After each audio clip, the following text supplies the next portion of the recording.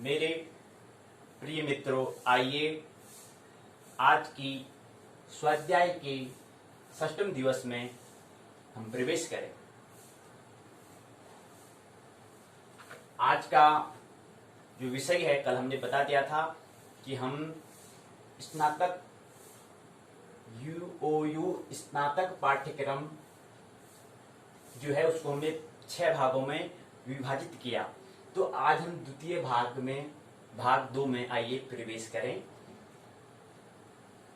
तो आज की जो बैठक है इसमें हम चर्चा करेंगे पहले ज्योतिष का जो द्वितीय वर्ष है उसका द्वितीय वर्ष का द्वितीय प्रश्न पत्र और तृतीय वर्ष का प्रथम प्रश्न पत्र और तृतीय वर्ष का द्वितीय प्रश्न पत्र पर हम आज की बैठक पर चर्चा करेंगे। और साथ ही साथ हम संक्षिप्त में 2-3 बातों पर और चर्चा करेंगे। वह है विवाह और प्रेम, इसके बारे में संक्षिप्त में समझेंगे।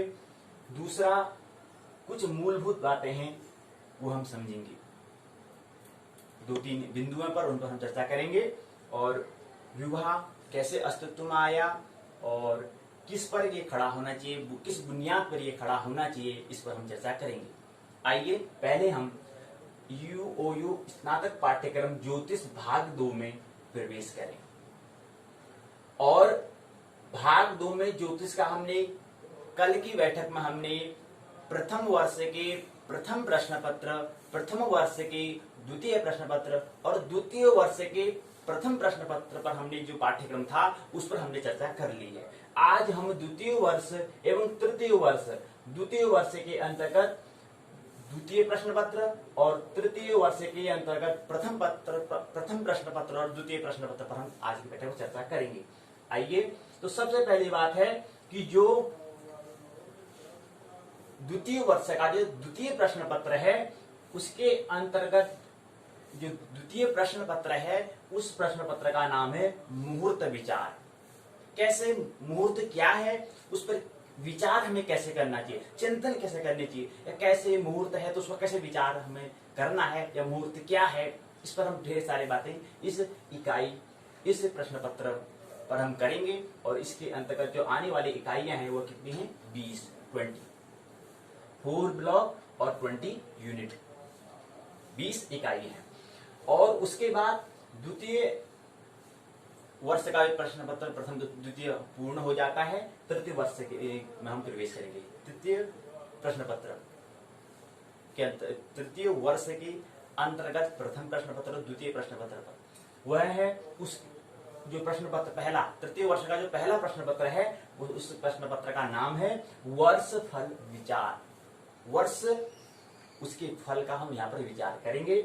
और इसके अंतर्गत जो है 4 खंड हैं, 4 ब्लॉक हैं और इकाई 24 है, यूनिट से कितने हैं, 24। इसके बाद हम तृतीय वर्ष के द्वितीय प्रश्न पत्र में जिन्होंने बताया इसको व्यक्त करते हैं। यूओयू प्रश्न कोड दिया हुआ है JY 202 301 302, दूसरे साल का दूसरा, तीसरे साल का पहला, तीसरे साल का दूसरा। तो ऐसे ही JY, इसको हम ज्योतिष होता है इसलिए JY लिखा। JY 302 है। इसके अंतर्गत क्या है, 3 खंड हैं, 3 ब्लॉक हैं और 16 इकाई हैं। यूनिट्स कितने हैं, 16। और आइए अब क्या है इकाई, क्या है खंड, इस पर आइए हम चर्चा करते हैं, लेते हैं क्या है पाठ्यक्रम में। तो पहली बात है, प्रथम खंड है मुहूर्त स्कंद, द्वितीय खंड है संस्कार मुहूर्त, तृतीय खंड है यात्रा मुहूर्त और चतुर्थ खंड है गृहारंभ एवं गृह प्रवेश। ये हम पहले भाग जो है प्रश्न पत्र है, द्वितीय है, 3 प्रश्न पत्र पर हम आज चर्चा करेंगे। पहला प्रश्न पत्र, दूसरा, तीसरा। तो पहले के अंतर्गत 4 ब्लॉक और इकाइयां ये हैं। और दूसरा जो प्रश्न पत्र है आज की बैठक का वह है, पहला खंड है वह वर्ष कुंडली निर्माण। कैसे कुंडली का निर्माण हमने कल किया था, कर रहे थे कि जन्म कुंडली का निर्माण इस किताब का नाम दिया है, तो उसके अंतर्गत वर्ष कुंडली का निर्माण कैसे करेंगे ये, और आगे फिर ये इसको तृतीय वर्ष में फिर वर्ष कुंडली दिया, पहले जन्म कुंडली, फिर आप क्या है वर्ष कुंडली। तो अलग अलग कुंडली होती क्या होती, कुंडली कितने प्रकार के होते हैं वो बाद में चर्चा करेंगे, लेकिन अभी यहाँ क्या है प्रथम खंड में वर्ष कुंडली निर्माण उस ब्लॉक उस खंड का नाम दिया है। इसके द्वितीय खंड है वर्ष फल विचार, तृतीय खंड है फल विचार, चतुर्थ खंड है प्रश्न विचार। फिर आज की बैठक का जो तीसरा प्रश्न पत्र है वह है मेलापक व विवाह विचार। इसके अंतर्गत 3 खंड हैं। पहला खंड का जो नाम है मेलापक, दूसरे का नाम है विवाह मुहूर्त, और तृतीय खंड का नाम है द्विरागमन। ये बातें करते हैं। आइए पहले क्रम से इकाई को लेते हैं। प्रथम खंड के अंदर जो पहली इकाई है वह है मुहूर्त से हम परिचय होंगे। मुहूर्त क्या है उससे हम क्या होंगे, परिचय होंगे, इंट्रोडक्शन करेंगे, उसको समझेंगे। दूसरी इकाई है पक्ष, कहते हैं ना कृष्ण पक्ष शुक्ल पक्ष, क्या होता है पक्ष, उसके बारे में हम ये द्वितीय इकाई में, और साथ ही साथ मास के बारे में, महीने के बारे में, साथ ही साथ ऋतु के बारे में, साथ ही साथ अयन के बारे में, और साथ ही साथ गोल के बारे में हम अध्ययन करेंगे द्वितीय इकाई के अंतर्गत। उसके बाद है तृतीय इकाई है तिथि वार, तिथि और वार। तिथि किसे कहते हैं, वार किसे कहते हैं, यह हम तृतीय इकाई में समझेंगे। उसके बाद है चतुर्थ इकाई है नक्षत्र किसे कहते हैं, किसे कहते हैं नक्षत्र, ये हम इस चतुर्थ इकाई में समझेंगे। उसके बाद पंचम इकाई में योग, साथ ही साथ करण, साथ ही साथ भद्रा के बारे में हम इस इकाई में समझेंगे। यहीं पर क्या होता है, द्वितीय स्नातक पाठ्यक्रम ज्योतिष का द्वितीय वर्ष का जो द्वितीय प्रश्न पत्र का जो पहला खंड होता है वो पूर्ण होता है। इसके बाद आता है द्वितीय खंड द्वितीय वर्ष का, तो उसके अंतर्गत क्या है संस्कार मुहूर्त, इस खंड का नाम दिया है। तो इसके अंतर्गत जो इकाइयां हैं, आइए उन इकाइयों से हम क्या करें, परिचय हुए।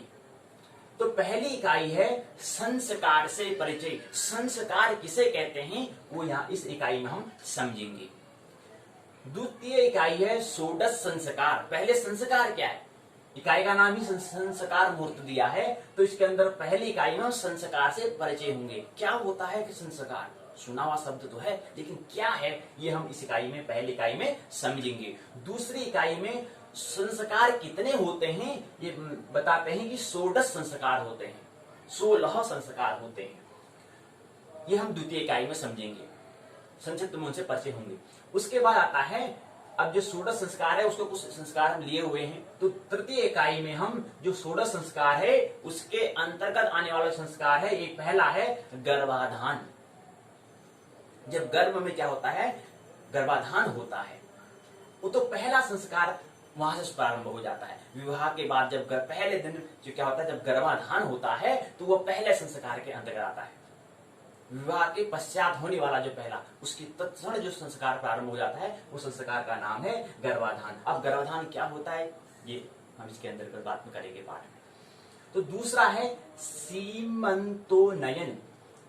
सीमंतोनयन जो संस्कार होता है इसके तृतीय इकाई के अंतर्गत हम दूसरा ये इस संस्कार को समझेंगे, सीमंतोनयन संस्कार। उसके बाद है पुंसवन, तृतीय संस्कार। चतुर्थ है नामकरण। ये क्या है, तृतीय इकाई में हम गर्भाधान, सीमंतोनयन, पुंसवन, नामकरण संस्कार से हम परिचय ये तृतीय इकाई में हम होंगे, परिचित होंगे। उसके बाद आता है चतुर्थ इकाई। चतुर्थ इकाई में क्या है, जल पूजन, कर्णवेध, अन्नप्राशन और चूड़ा कर्म, ये हम क्या करेंगे चतुर्थ इकाई में समझेंगे।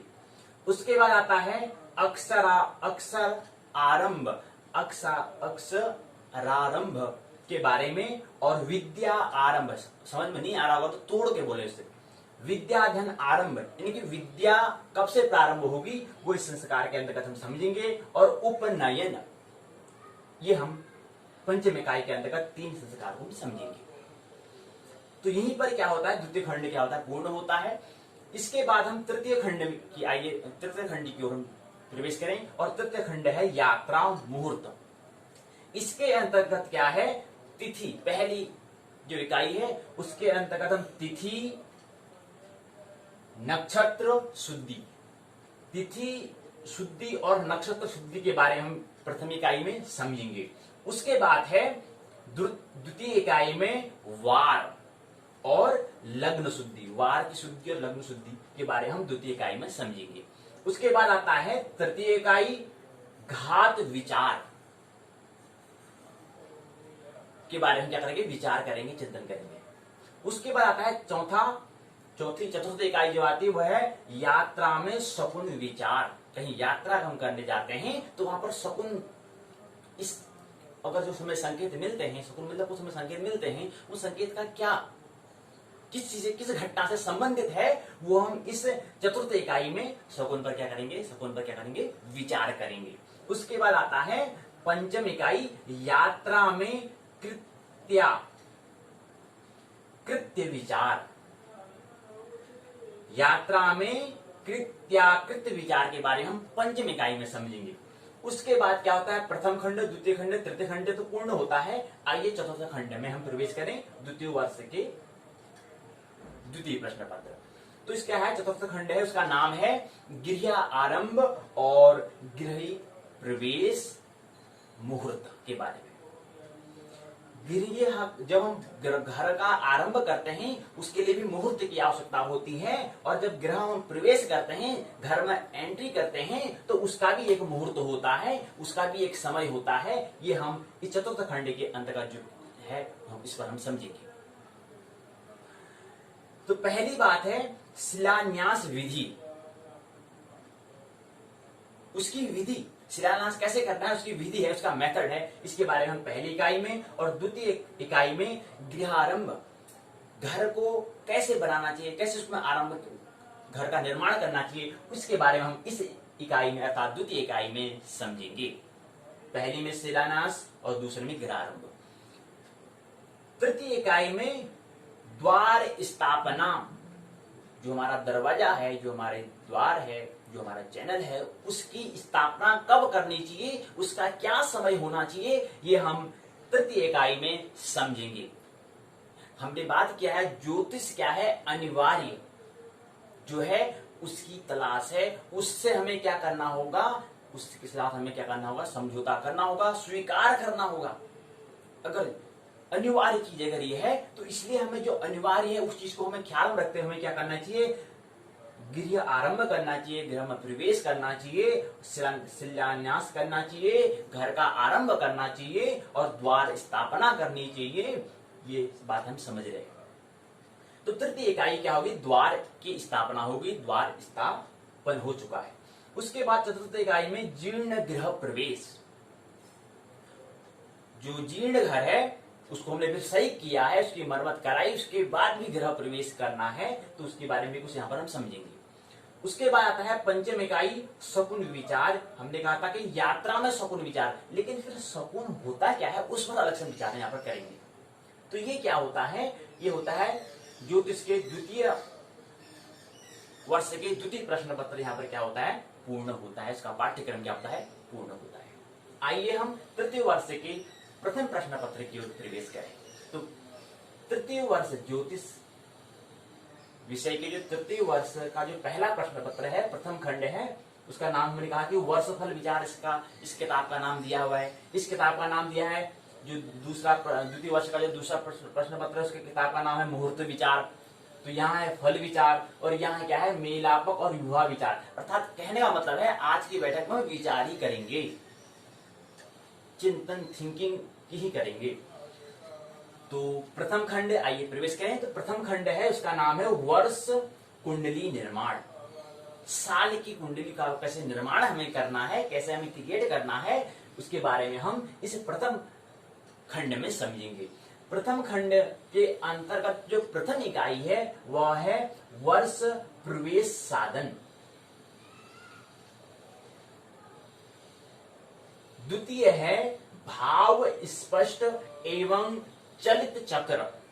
के बारे में हम समझेंगे। तो वर्ष प्रवेश साधन, उसमें खोजना,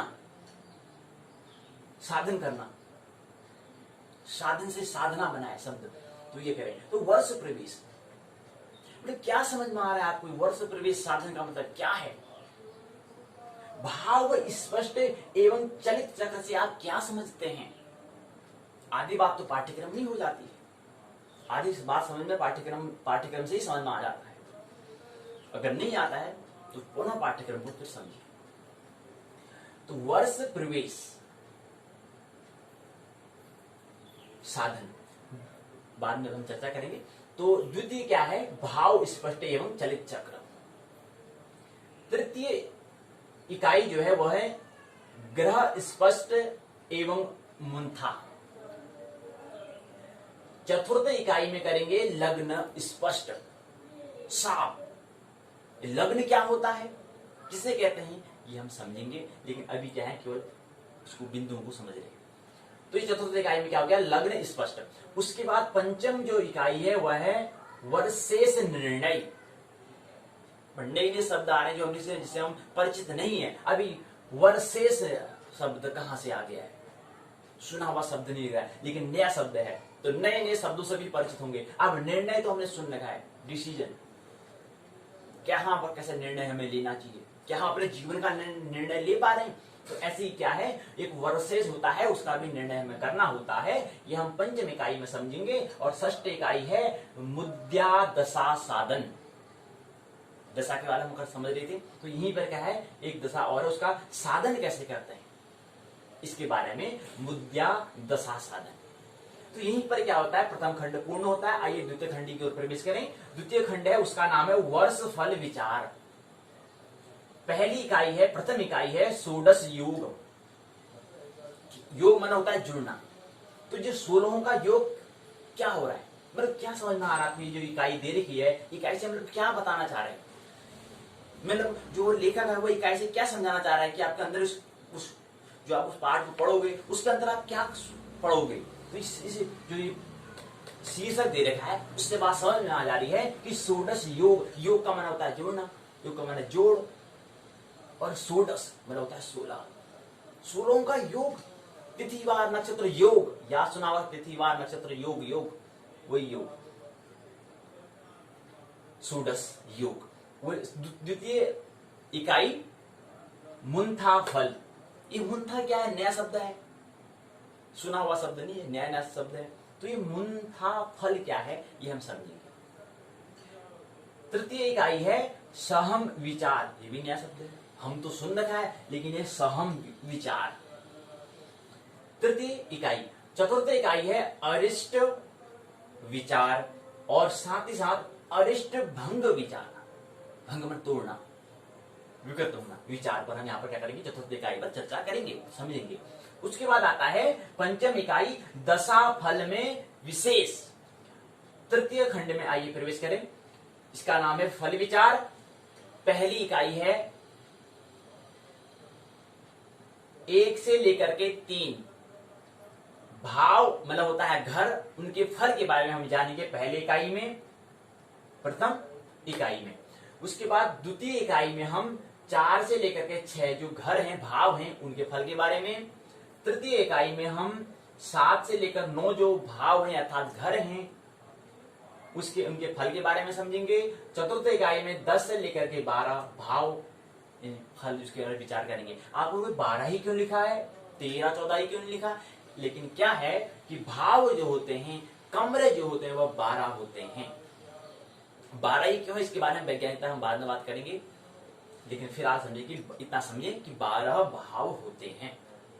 प्रश्न तो करना चाहिए 12 ही क्यों, 13 क्यों नहीं, 14 क्यों नहीं, 15 क्यों नहीं, लेकिन 12 भाव होते हैं। फिर समझे कि 12 भाव होते हैं, 12 कमरे होते हैं, उनके बारे में, उनके फल के बारे में हम समझेंगे। तो ये 4 इकाई में हमने क्रमशः पहले द्वितीय, प्रथम द्वितीय तृतीय चौथी इकाई में समझा 12 भाव। उसके बाद आता है पंचम इकाई पंचवर्गीय बल निर्णय। पंचवर्गीय बल निर्णय। उसके बाद जो छठी इकाई है, षष्टम इकाई है, वह है दशाफल। उसके बाद सप्तम इकाई जो है दशा फल में विशेष। तो यहीं पर क्या होता है, तृतीय खंड पूर्ण होता है। आइए चतुर्थ खंड की ओर प्रवेश करें। उसके अंतर्गत क्या है, प्रश्न विचार। चतुर्थ खंड अर्थात फोर्थ ब्लॉक, और इसका नाम दिया है प्रश्न विचार। यूनिट अर्थात इकाई, पहली इकाई है प्रश्न प्रयोजन। बहुत बड़ा महत्वपूर्ण खंड दिया है। प्रश्न का विचार मतलब प्रश्न आदमी उस परिस्थिति के हिसाब से कोई प्रश्न करता है, तो प्रश्न पर विचार भी हमें करना चाहिए कि हमारे प्रश्न किस प्रकार से हैं, या हम किस प्रकार से हमें प्रश्न करने चाहिए, किस स्थिति में क्या। प्रश्न भी स्थिति के अनुसार क्या होते हैं, उत्पन्न होते हैं। तो यहाँ पर प्रश्न विचार तो हमें करना पड़ेगा भाई। किसी ने प्रश्न कर दिया तो उसका किस चीज, किस स्थिति से, किस घटना से संबंधित है, ये तो ज्योतिष वाले को जो अध्ययन कर रहा है समझ में, ख्याल में होना चाहिए। कोई भी प्रश्न हो सकता है, तो इसलिए प्रश्न विचार करना। प्रश्न क्या है, किस तरह से प्रश्न कोई कर सकते हैं, उसके बारे में आपको ख्याल होना चाहिए। तो पहला इकाई है प्रश्न का प्रयोजन क्या होता है। आखिर प्रश्न क्यों पूछते हैं हम, पूछते हैं या नहीं पूछते हैं जीवन में? पूछते तो हैं। प्रश्न तो होते सबके, या होते नहीं होते? बिल्कुल होते हैं प्रश्न, और नहीं होते तो होने चाहिए। द्वितीय इकाई है वह है प्रश्न विधि। तृतीय इकाई है प्रश्न लग्न सिद्धांत। चतुर्थ इकाई है प्रश्नाक्षर सिद्धांत। पंचम इकाई है स्वर सिद्धांत। षष्ठ अर्थात छठी जो इकाई है वह है विविध प्रश्न। बहुत प्रकार के अन्य विभिन्न प्रकार के क्या होंगे, प्रश्न होंगे। इस पर हम यहाँ पर समझेंगे, विक्रम से इकाई के अंतर्गत हम उनको समझेंगे। तो यहीं पर क्या होता है, चतुर्थ खंड पूर्ण होता है। तृतीय वर्ष का पहला प्रश्न पत्र वर्ष फल विचार पूर्ण होता है। आइए ज्योतिष के तृतीय वर्ष के द्वितीय प्रश्न पत्र की ओर प्रवेश करें। वह है, उसका नाम है मेलापक व विवाह विचार। तो पहला प्रथम खंड है, उसका नाम दिया है मेलापक। इसके अंतर्गत आने वाली जो इकाइयां हैं, आइए क्रम से उन इकाइयों से हम परिचित होते हैं। आइए, तो पहली इकाई है मेलापक का उद्देश्य। मतलब क्या समझ में आ रहा है आपको ये मेलापक? पहली बात सुनो, पहली बात तो ये समझें कि ये तीसरे वर्ष का जो दूसरा प्रश्न पत्र का जो शीर्षक किताब का जो नाम दिया है मेलापक और विवाह विचार, ये किताब का नाम से आप क्या समझ रहे हो, क्या समझते हो इससे? कुछ समझ में आ रहा है? कुछ चिंतन चल रहा है या नहीं चल रहा है? जो चिंतन करने वाला हो समझ में आ रहा है क्या हम क्या पढ़ने वाले हैं। तो यहां पर क्या है, मेलापक नया शब्द है। मेला तो सुन रखा है, लेकिन यहां पर मेलापक आ चुका है। अरे यार वहां मेला लगा है ना, मेला, हाँ, तो लेकिन यहां पर मेलापक है, ये समझे। तो पहली इकाई है मेलापक का उद्देश्य क्या है, क्यों मेलापक हम करते हैं, क्यों हम मिलान करते हैं, क्यों हम इसको मिलाते हैं, ये हम यहाँ पर उसका उद्देश्य ये हम प्रथम इकाई में समझेंगे। द्वितीय इकाई में मेलापक की विधि क्या होती है, कैसे हमें मिलाना चाहिए, ये सब विधि, सब मेथड हम क्या करेंगे द्वितीय इकाई में हम समझेंगे। उसके बाद आते हैं तृतीय इकाई अष्टकूट पर विचार। 8 कूट होते हैं, उनका विचार हमें करना चाहिए, उस पर हमें चिंतन करना चाहिए, क्यों करना चाहिए, ये सब हम क्या करेंगे। अष्टकूट, अष्टकूट क्या है, अष्टकूट किसे कहते हैं, कौन कौन से अष्ट मतलब 8 बताओ, 8 कूट कौन कौन से हैं, ये सब हमें ढेर सारी बातें इसके तृतीय इकाई के अंतर्गत हम करेंगे। उसके बाद आता है अष्टकूट, चतुर्थ इकाई जो है वह है अष्टकूट दोष परिहार। अष्टकूट का हमने विचार तो कर लिया, लेकिन अष्टकूट कुछ दोष का कुछ परिहार हमें करना है, ये हम चतुर्थ इकाई में हम समझेंगे। पंचम इकाई में वैधव्य और विधुर योग। विधुर शब्द सुना होगा आपने, और यहां पर है वैधव्य, वैधव्य और विधुर योग परिहार के बारे में हम समझेंगे। शब्दों को समझो, चिंतन करो, कहीं सुन रखा है मैंने ये शब्द, तो समझो, फिर चिंतन करो, कुछ इमेजिन करो, कुछ छवि बनेगी, कुछ याद करेंगे तो उसमें मजा आएगा। उसमें उस विषय को हम अच्छे से तैयार कर पाएंगे। तो इसको योग का विचार हम इसके पंचम इकाई में हम करेंगे।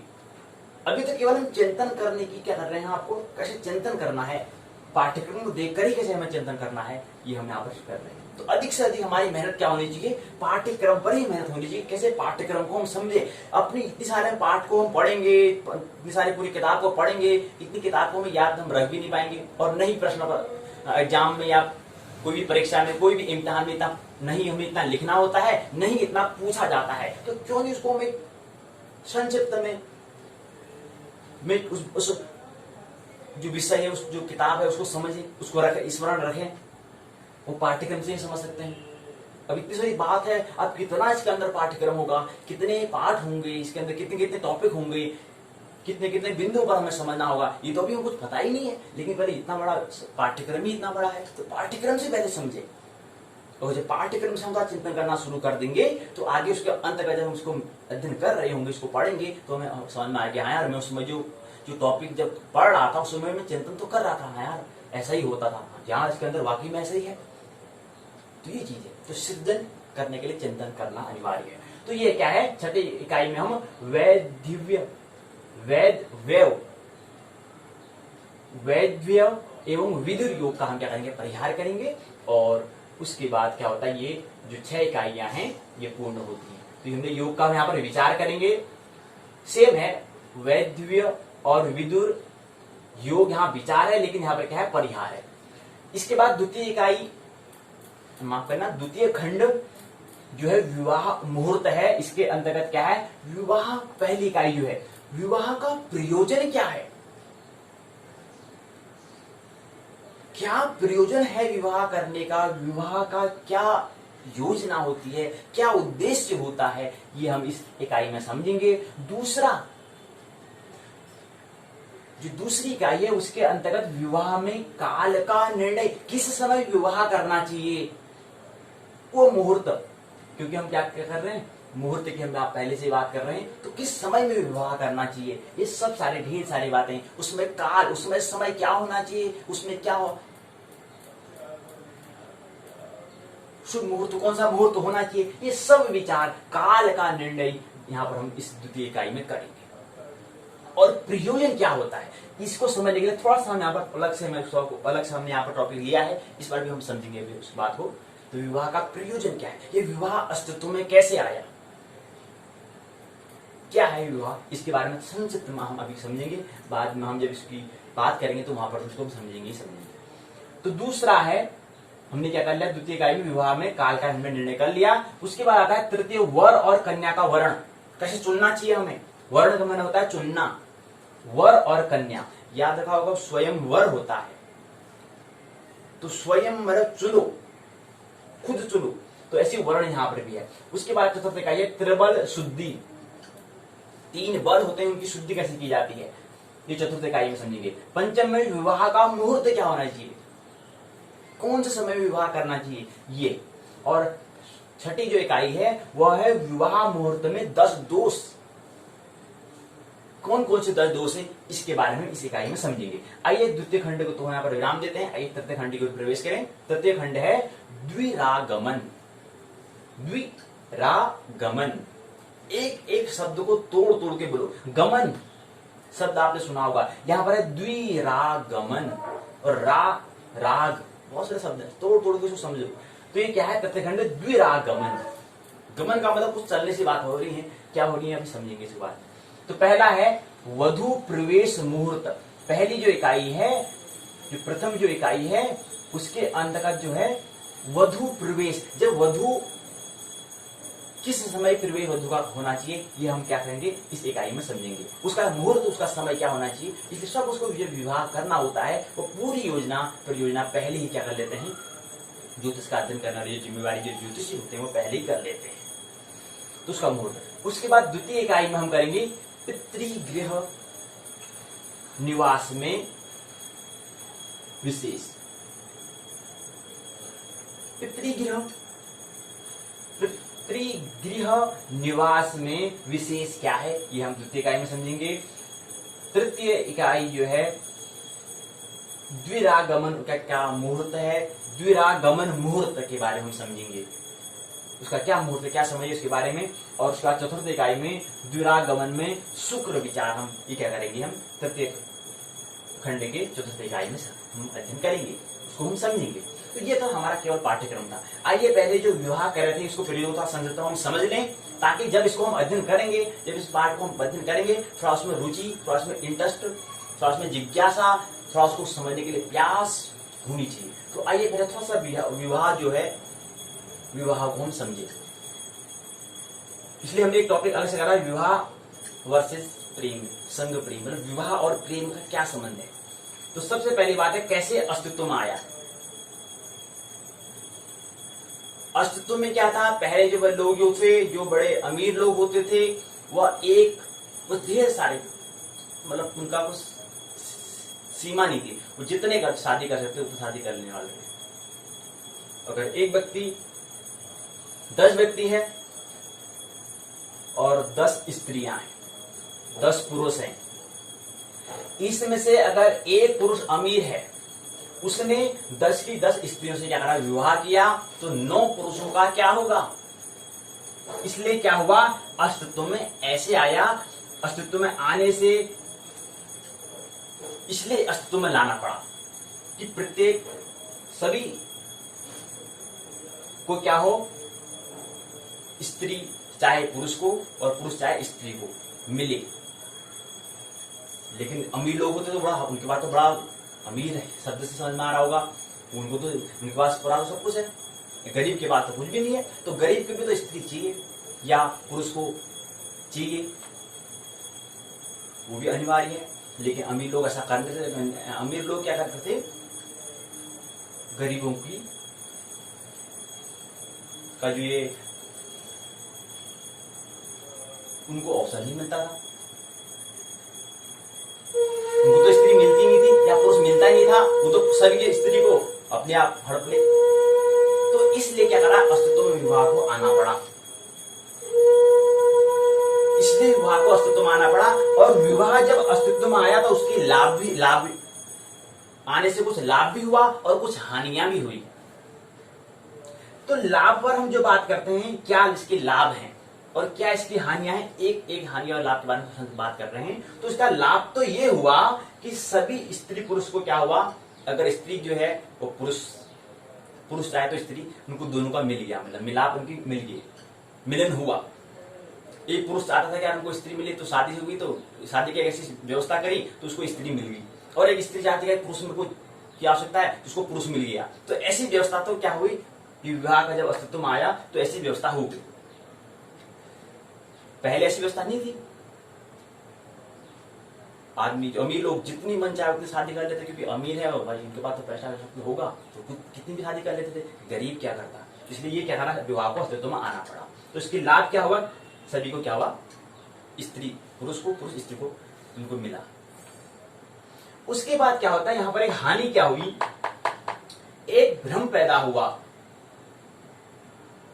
कि आदमी बंध गया, बंधन हो गया। लेकिन बात तो हम यहां पर मोक्ष की करते हैं, मुक्ति की। तो यहां पर क्या हो गया, बंधन हो गया। इस बंधन से छुटकारा कैसे हो, यह हानि या भ्रम पैदा हो गया। एक कहावत के माध्यम से मैं इस बात को समझाऊंगा, संक्षिप्त में कहूंगा, इससे विस्तार से बात नहीं करूंगा। एक मैं कहावत जो है उसको लेता हूं और आप इस कहावत से मैं क्या आपको समझाना चाहता हूं, मैं क्या कहना चाहता हूं, उसको आप समझ लें। दूर के ढोल सुहावने का एक भ्रम पैदा हो जाता है, और जिसके कारण क्या होता है, जो मोक्ष है, जो निर्वाण है, जो बुद्धत्व है, उससे हम क्या हो जाते हैं, भटक जाते हैं। तो इस दूर के ढोल सुहावने का भ्रम पैदा हुआ इस विवाह की, ये इसकी हानि है, इससे हानि हुई। तो मैंने अपनी बात यहां पर कर ली। और दूसरा, विवाह क्या है, अप्राकृतिक घटना है, ये बात ख्याल में रही, प्राकृतिक घटना नहीं है, अप्राकृतिक घटना है। विवाह के बिना भी क्या होता है, समाज हो सकता है, ये बात आपको ख्याल रहे, स्मरण में रहना चाहिए। विवाह के बिना भी क्या होता है, समाज हो सकता है। उसके बाद आता है, ये क्या है, विवाह जो है एक सामाजिक व्यवस्था है और विवाह एक बंधन है, आप तो समझते हो। और एक बिंदु है, विवाह किस पर खड़ा होना चाहिए, किस बुनियाद पर खड़ा होना चाहिए, इसलिए हमने क्या करा, प्रेम को भी एक यहाँ पर इसको हमने चुना। तो इसलिए प्रेम का अनिवार्य, विवाह के लिए क्या है, प्रेम होना अनिवार्य है। और हमें तो ये प्रेम क्या है इसके बारे में तो कुछ ख्याल ही नहीं है। प्रेम जो हम प्रेम कहते हैं वो तो मोह है, लेकिन प्रेम क्या है, प्रेम एक अपने आप में क्या है, एक सृजनता, एक क्रिएटिविटी है, एक अंदर अपने अंदर उस नई चीज का सृजन हो जाना, उसका नाम है प्रेम। लेकिन हमने मोह को प्रेम समझा, ये हमारी भूल है। तो और दूसरी बात क्या है, विवाह किस पर खड़ा होना चाहिए, कि उसकी बुनियाद क्या होनी चाहिए, उसका आधार क्या होना चाहिए, वो होना चाहिए प्रेम। लेकिन विवाह जो है किस पर खड़ा होता है, समाज पर खड़ा होता है, समाज की बुद्धियों के बारे में उन्होंने बनाया हुआ होता है। प्रेम का तो सब वर और कन्या का तो बात तक जाती ही नहीं है, वो तो उसका वर्ण कर ही नहीं पाते हैं, जबकि स्वयं वर खुद वर्ण करना चाहिए, वर को भी और कन्या को भी। वर और वधू दोनों को क्या करना चाहिए, वर्ण करना चाहिए, चुनना चाहिए, उसने खुद चुनना चाहिए, क्योंकि जीवन उन दोनों को जीना है, न कि समाज ने नहीं जीना है। उन दोनों ने क्या करना है, आगे जीवन यापन करना है, साथ में चलना है, उनको संघनी होना है, संघ है होना है। तो इन वर और कन्या का उनको वर्ण करना चाहिए, चुनना चाहिए, उन दोनों की सहमति होनी चाहिए। लेकिन ऐसा नहीं होता है यहाँ पर मौके में। यहाँ पर क्या होता है, विवाह समाज की व्यवस्थाओं पर, सिद्धांतों पर, नियमों पर, इत्यादियों पर क्या है, खड़ा होता है, और उसका परिणाम क्या है आप स्वयं जानते हैं। इस पर ज्यादा विस्तार से बताने की आवश्यकता नहीं है। तो क्या होता है, विवाह किस पर, ये आशा करते हैं कि विवाह प्रेम पर खड़ा होना चाहिए, और आशा करते हैं कि विवाह प्रेम पर खड़ा होगा। तो ये बात है। और प्रेम क्या है, प्रेम क्या है, परमात्मा का दान है, परमात्मा की व्यवस्था है, मैनेजमेंट है। सभी प्रेमी हो, क्यों, क्योंकि परमात्मा की ऐसी व्यवस्था है। प्रेम अपने अंदर एक सृजनता है, अपने अंदर उस मुकाम को हासिल करने की बात है। तो एक बात हमने की, उसके बाद एक बात और कहता हूं, एक बिंदु और कहता हूं, और उसके बाद फिर एक बिंदु और कहता हूं, फिर मैं अपनी वाणी को, अपनी बातों को मैं विराम दूंगा। तो पहली बात है, जो शिक्षा है, दीक्षा है, विक्षा है, जो भी विश्वविद्यालय या विश्वविद्यालय, महाविद्यालय जो भी है, जहां भी शिक्षा की व्यवस्था है, वहां पर पहला ऐसा प्रयास होना चाहिए, ऐसा हमें कार्यक्रम, ऐसे प्रोग्राम, ऐसे पाठ होने चाहिए जहां पर क्या हो, गर्भाधान से लेकर के 7 वर्ष तक क्या हो, जहां पर नाभि स्थित ऐसा कार्यक्रम होना चाहिए, जहां पर नाभि का विकास हो। मतलब ऐसी बात जिसे नाभि के अंतर्गत, मतलब जैसे भक्ति आती है, भक्ति, प्रार्थना इत्यादि ऐसे कार्यक्रम कराए जाने चाहिए 7 वर्ष तक, गर्भाधान से लेकर के 7 वर्ष तक ऐसे कार्यक्रम चलाए जाने चाहिए। उसके बाद जैसे ही वो 7 वर्ष का हो जाता है, तत्पश्चात 8 वर्ष की जब उसकी आयु प्रारंभ हो जाती है, तब से लेकर के 14 वर्ष तक क्या करना चाहिए, उसकी जो शिक्षा या जो भी शिक्षा दीक्षा हम दे रहे हैं, वह हृदय स्थित होनी चाहिए, प्रेम उसको सिखाना चाहिए। लेकिन प्रेम की तो बात ही नहीं है। तो ऐसे हम आशा करते हैं कि ऐसी व्यवस्था होनी चाहिए कि 8 वर्ष से लेकर के 14 वर्ष तक उसकी क्या हो, हृदय स्थित शिक्षा हो, और पहले में नाभि स्थित शिक्षा हो। और उसके बाद आता है तृतीय श्रेणी में, प्रथम श्रेणी में गर्भाधान से लेकर के 7 वर्षों तक नाभि स्थित कार्यक्रम, ऐसी शिक्षा की व्यवस्था। द्वितीय जो श्रेणी है उसके अंतर्गत 8 वर्ष से लेकर के 14 वर्ष तक हृदय स्थित पाठ्यक्रम, कोई कार्यक्रम है, उस ऐसी व्यवस्था शिक्षा में। और ऐसा कुछ क्रांति। और उसके बाद तृतीय जो है 15 वर्ष से लेकर के 21 वर्ष तक की कुछ ऐसी जो व्यवस्था शिक्षा में जो बुद्धि स्थित कार्यक्रम हो। बुद्धि हमने क्या कर दिया है, पहले विकास में बुद्धि हम मतलब क्या करते हैं, चिंतन, हमारा विचार जो होता है अधिक से अधिक बुद्धि तक अटक जाता है।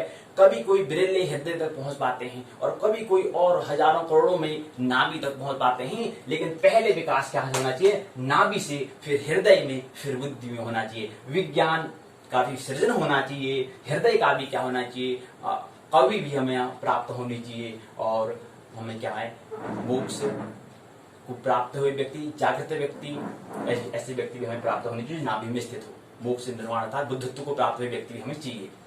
तो बुद्धत्व को प्राप्त हुए, कवि और वैज्ञानिक, हमें ऐसे तीनों स्तर के व्यक्ति हमें चाहिए।